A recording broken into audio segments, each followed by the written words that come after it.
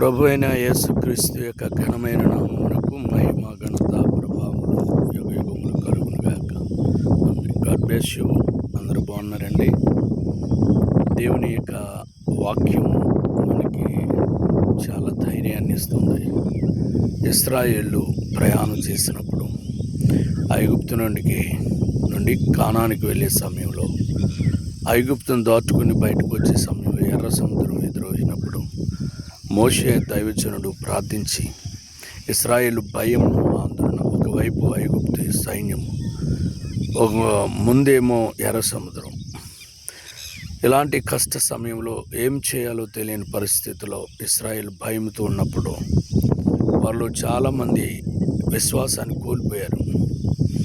చాలామంది ఆ దృశ్యాన్ని బట్టి ఎంత పెద్ద ఎర్ర సముద్రాన్ని దాటి వెళ్ళడానికి ఎంతమంది ఎలాగ సాధ్యమది అని ఆందోళన పరిస్థితిలో ఉన్న సమయంలో దేవుడు మోషేకు మంచి ఆలోచన ఇచ్చి తన చేతికి ఇచ్చిన కర్ర ద్వారా ఎర్ర సముద్రం 2 పాయలు చేసి ఇశ్రాయేలు అందరూ కూడా ప్రియులరా ఆ ఎర్ర సముద్రం దాటి వెళ్ళిన దృశ్యం ఎంతో ఆశ్చర్యాన్ని కలిగిస్తుంది. వాతావరణంలో మనము కూడా మరి జీవించినప్పుడు ఒక్కొక్కసారి మనకు కూడా భయము ఆందోళన కలగవచ్చు.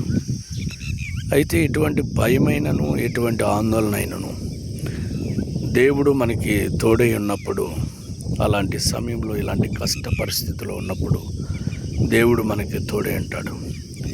దావీదు ఒంటరి ప్రయాణంలో గొర్రెలు కాసుకున్నప్పుడు దేవుని స్తుతించాడు.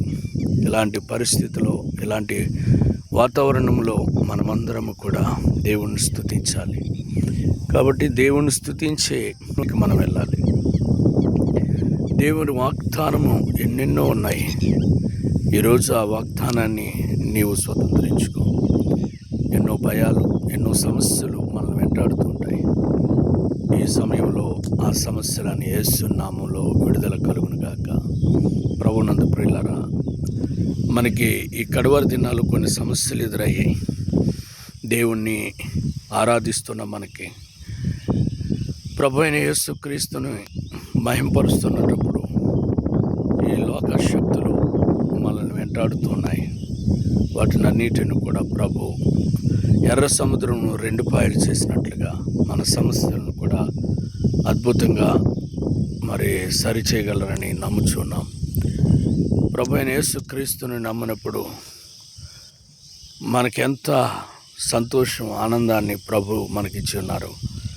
ఈరోజు అదే ప్రభువులో ఉంటావా, నువ్వు మరి మా వైపు ఉంటావా అన్నట్లుగా మాట్లాడుతున్న ఈ కడవరి దినాల్లో ఇదొక సవాలుగా మన ముందు రాబోతుంది. కనుక వాటి విషయంలో మనం అందరూ ప్రార్థించవలసిన వారమై ఉన్నాం. క్రైస్తవులందరూ కూడా ప్రార్థించండి. క్రైస్తవులు ఉన్న మంచి చిత్తాన్ని ఏంటంటే దేశం కొరకు, అధికారుల కొరకు, మరి అందరి కోసం ప్రార్థించే గొప్ప ప్రేమ కలిగిన క్రైస్తవులు. కనుక ఇలాంటి క్రైస్తత్వం వర్ధిల్లాలని, ఇండియాలో ఆశీర్వాదమైన ఇండియాగా వర్ధిల్లాలని ప్రార్థించే క్రైస్తవులని ప్రేమించడం నేర్చుకోండి. దేవుని సేవకులను, క్రైస్తవులను ప్రేమతో ఒకరు కలిగి ఉండటానికి ప్రయత్నించండి. దేవుడు మనల్ని ఈ భూమి మీద వర్ధిల్లింప చేస్తాడు. God bless you. దేవుడు మిమ్మల్ని దీవించును గాక. ఆమేన్.